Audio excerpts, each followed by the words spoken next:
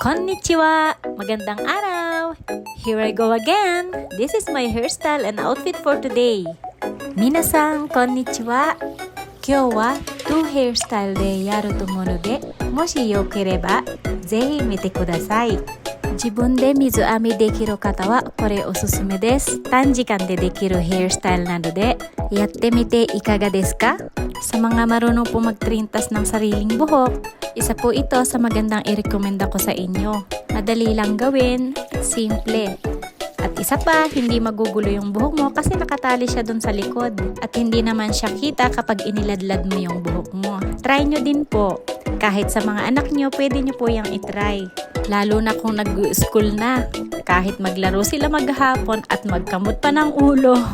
Hindi magugulo yung mga buhok nila. Maganda pa rin sila hanggang sa pag-uwi ng bahay.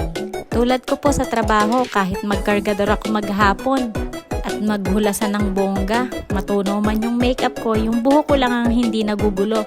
Napaka-fresh pa niya pagdating ng hapon. Kaya ang laging tanong sa akin ng kaibigan ko, "Soy, saan ka galing? Saan ang lakad mo? Ganda ng ayos mo ngayon."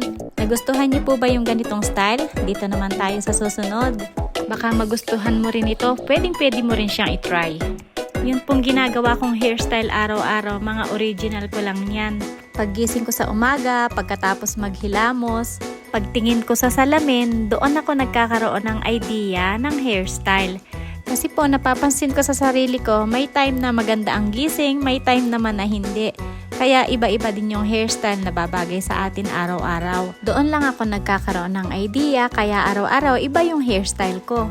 Noon pa man, mahilig na talaga akong mag-ayos araw-araw bago pumasok sa trabaho.